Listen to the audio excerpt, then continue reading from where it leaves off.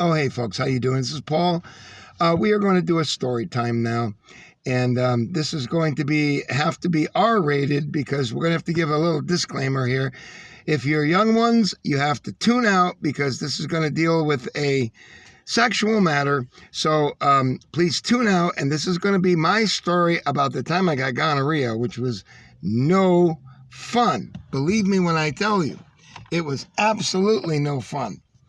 So let me get on with this and then we'll close it out, okay?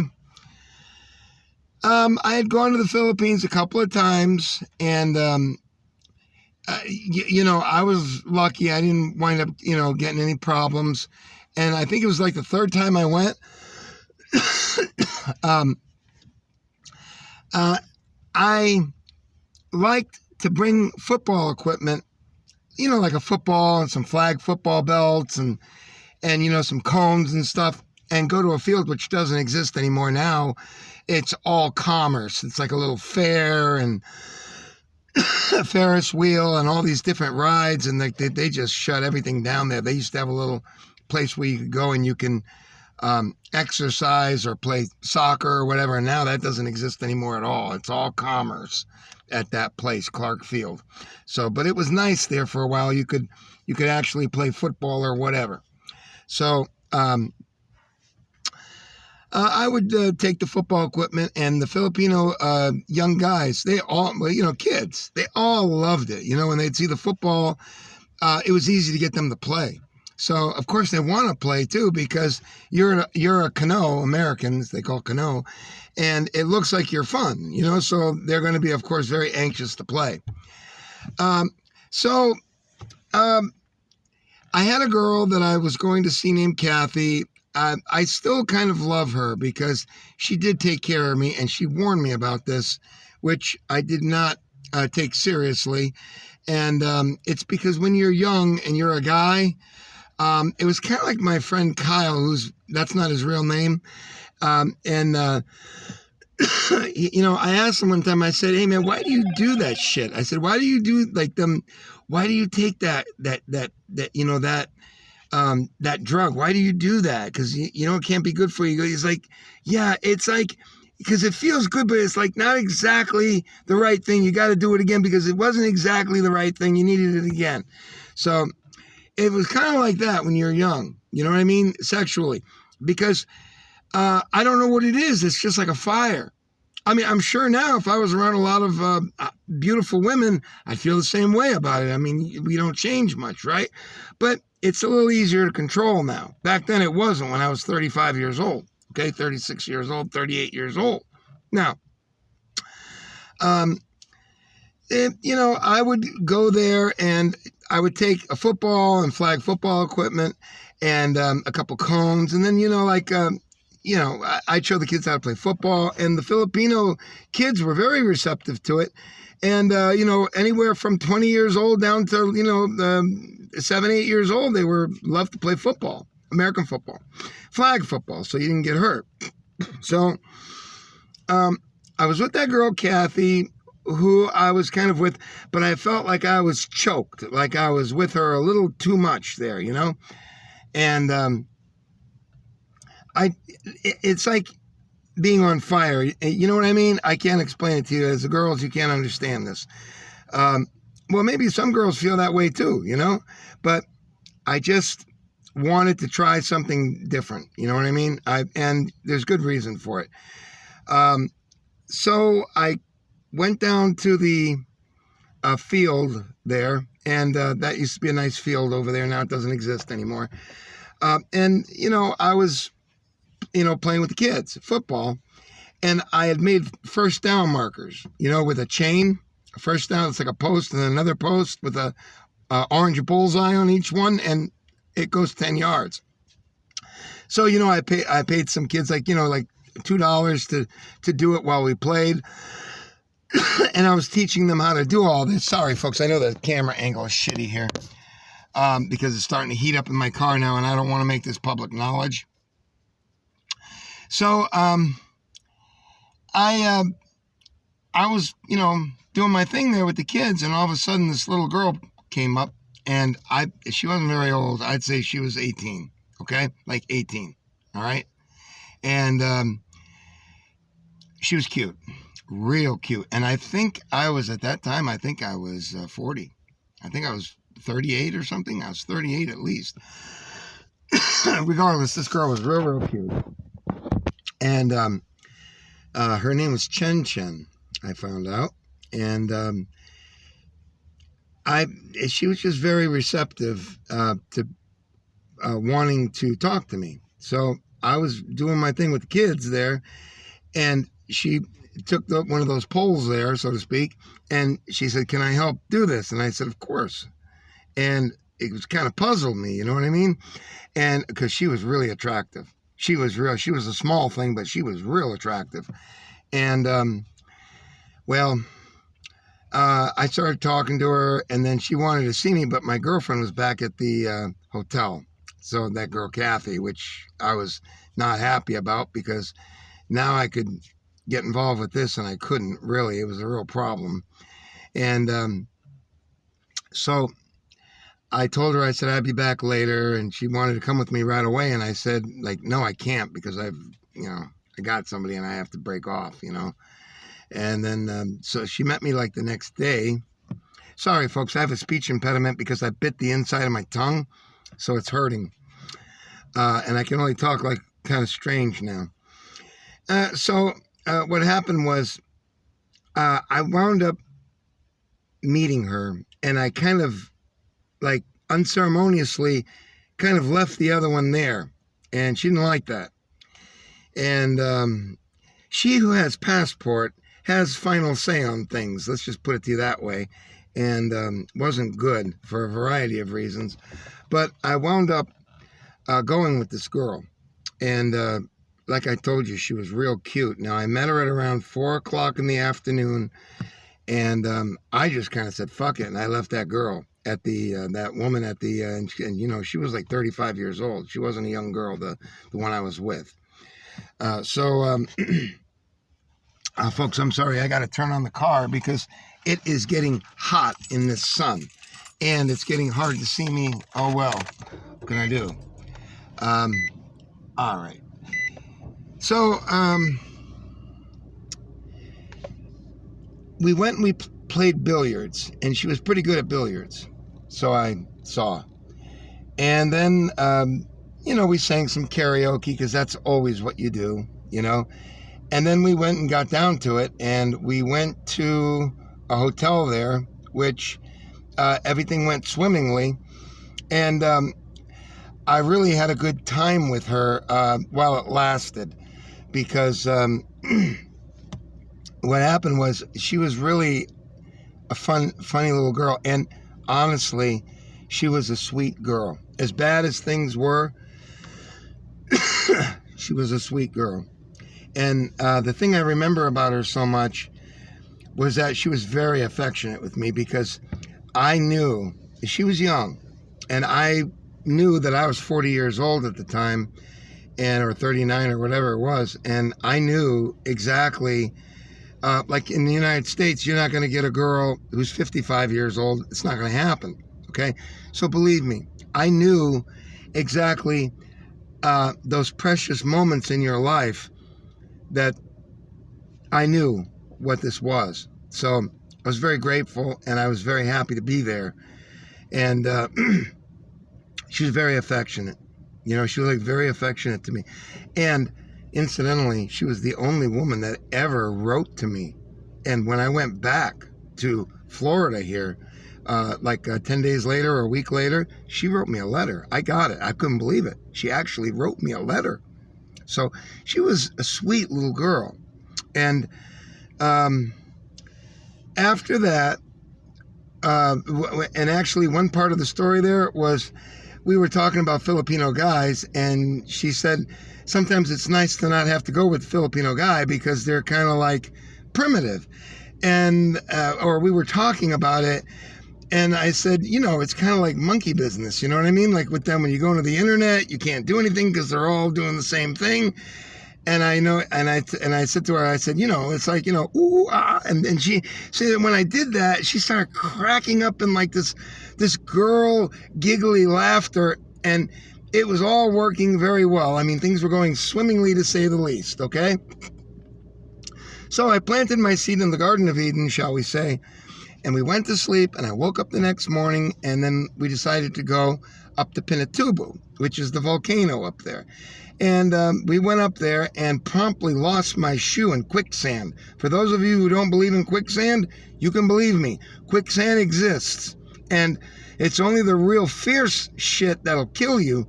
But I stepped in it, and I went way, way down, and I lost my shoe, my Nike shoe. So I learned the hard way and had to walk around like a retard there for the rest of the trip with one shoe, and I could not get my foot out. I had to get somebody to help me pull my leg out. Okay, so it does exist up there. So we did that, and then we rode some carabao, and we just had some fun like that, And then we went back, and she came up with a great idea, which I didn't even know. Okay, but she liked me, and I was young and I was handsome then, And not that I'm not now, but I was really handsome back then. And I didn't know what was going on. And we went back down into the town in Clark there, which is not very big. It's it's not hard to find somebody, unfortunately, in Clark, because it's called Fields Avenue and that whole main street there. And what happened was my ex-girlfriend knew that I was catting about, and she didn't like it, and at all. And I had been gone now the night and the bulk part of the second day, because it was around 6 o'clock at night, 5 o'clock at night or so. And little did I know that Chen was texting, and she texted her friend. And before I knew it, and this is all a true story. I know this is hard to believe. A lot of people think, like, how could like a nothing like you? Well, that's part of the reason why they're doing what they're doing right now. Is they're shutting down travel and everything else, and there's no reason why a loser lawn man should be going scoring poon, okay? So they know this, and they don't want it anymore, and that's what this is all about. The wealthy will be able to travel. If you're a nanny or something that will have their ticket paid for by some wealthy people, you'll be able to travel too. But as a piece of shit lawn man, you ain't going to be able to travel anymore. That's not the way it goes. Okay? So I was lucky because I was able to do this when I was young. Okay, relatively speaking. I know I was still 38, but I was still young. Young for my age. Like, people don't peg me at 60 years old. They just don't. Okay? And if I have my hair long, I look even younger. Right? And I take this gray hair out. So, all of a sudden, before I know it, there's another girl there, and she's equally as attractive as Chen. It was her friend, and boy, she was pretty, okay? And we started walking down the main street, and we were looking for a hotel. She said, let's get a hotel, and I said, let's go to that place up there. And that was a place that I knew. Unfortunately, it was a place that Kathy knew, too, my girl that I kind of left there hanging. And she caught me with these two girls, and she started attacking these two girls. She jumped out of a jeepney, and boy, she wasn't in a good mood, to say the least. And she had strong nails, and I was bleeding all over the place because she just ripped me to shreds. And I had to tell the girls to back off and go away. I didn't want them to get hurt.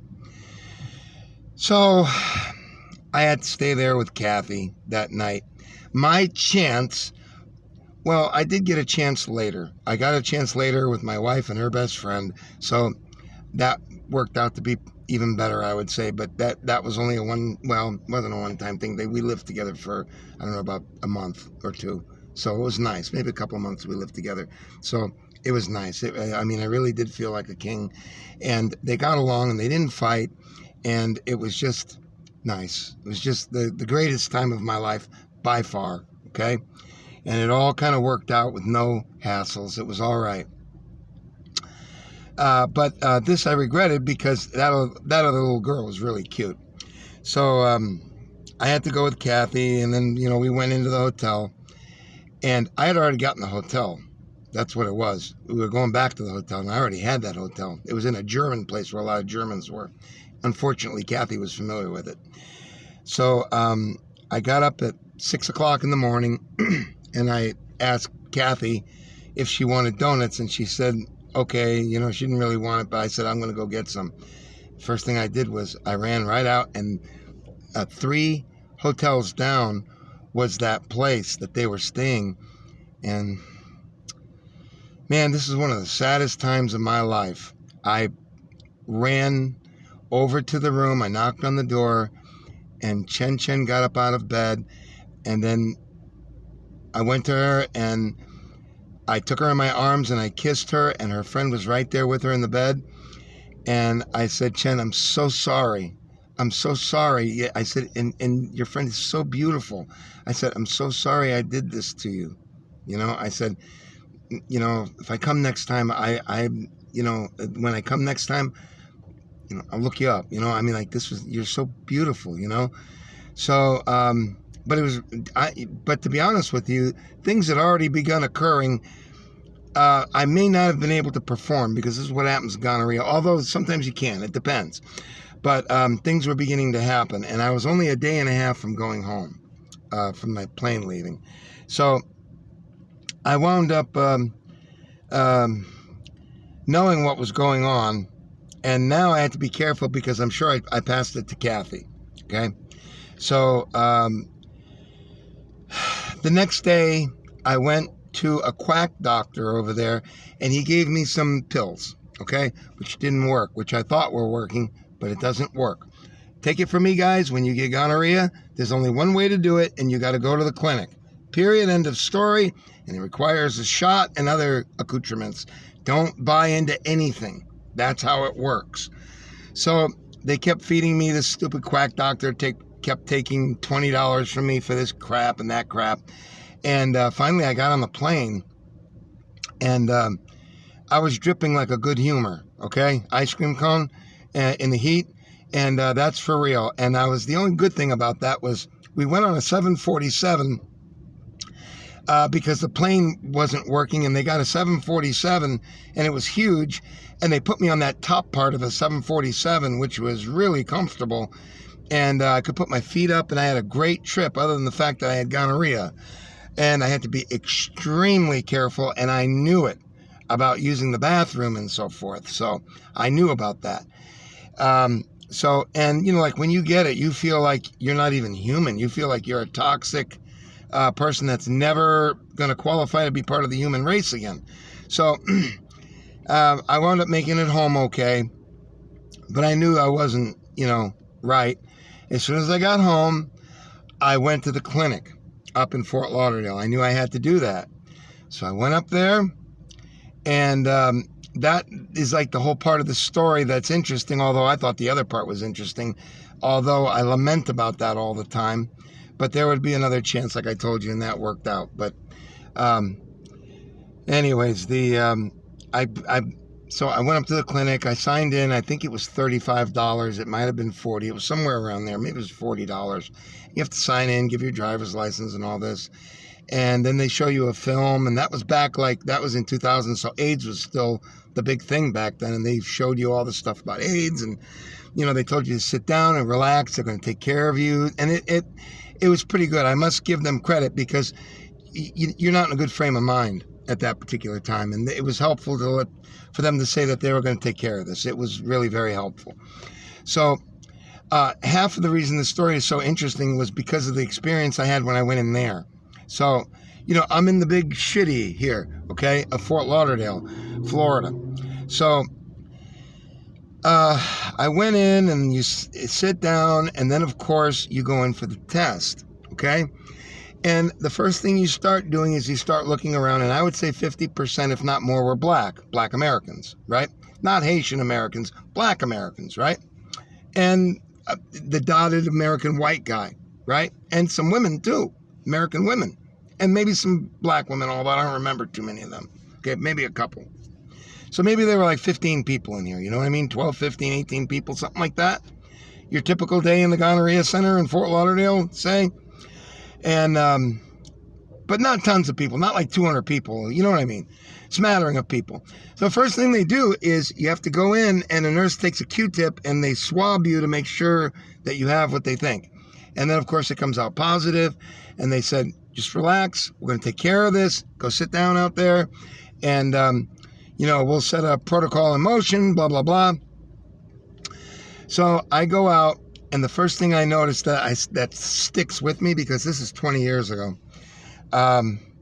was there was a plumber. And he was a bald, old Giuseppe plumber. And he had a unique way of billing somebody, obviously.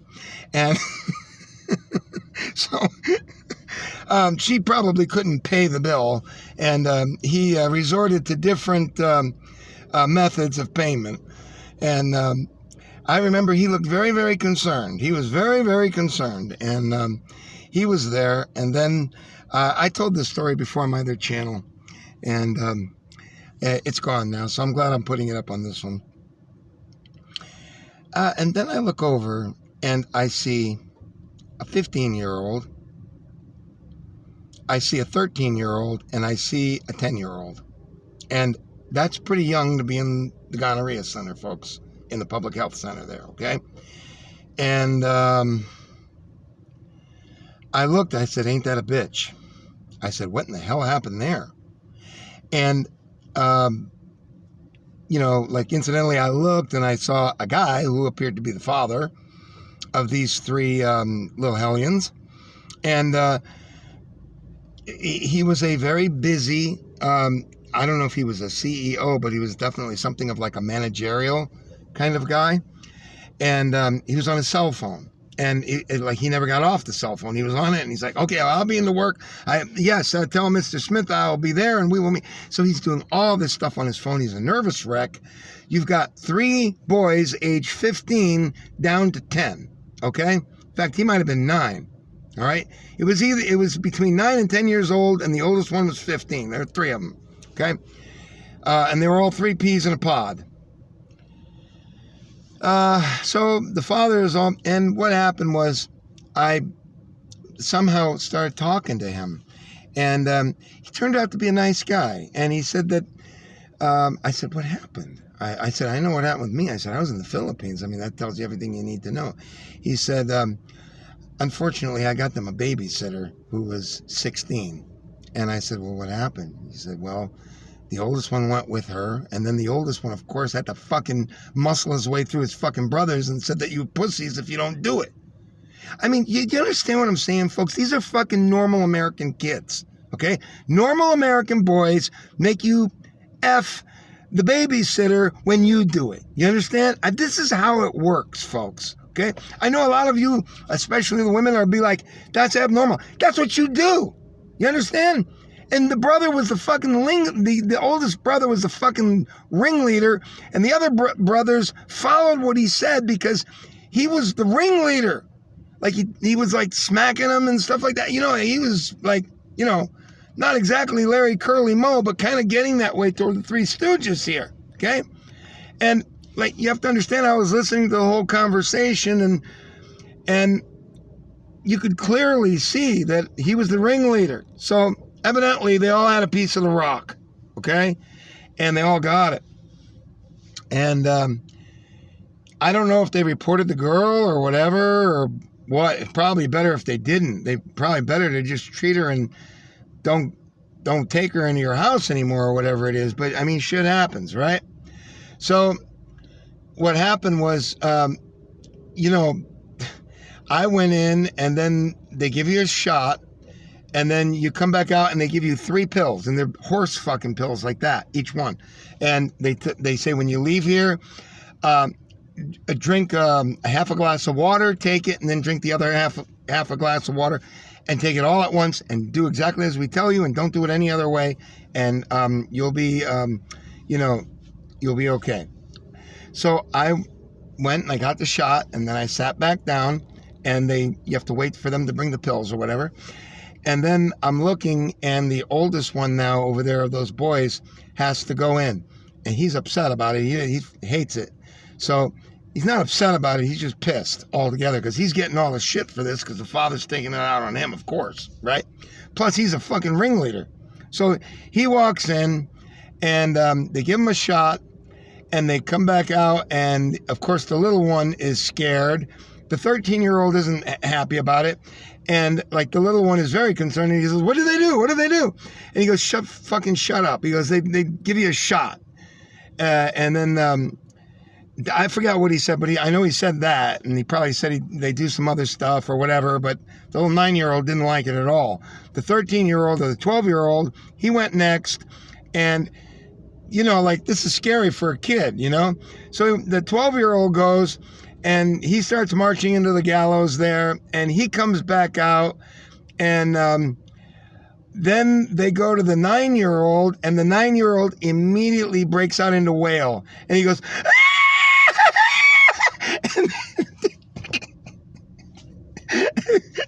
so I shouldn't laugh about it, but it was really funny at the time, because I was giggling under my breath because I didn't want to be rude, but obviously a little 9 or 10-year-old kid is not going to be happy about going and getting a shot and going through the whole things that he has to go through with gonorrhea, okay?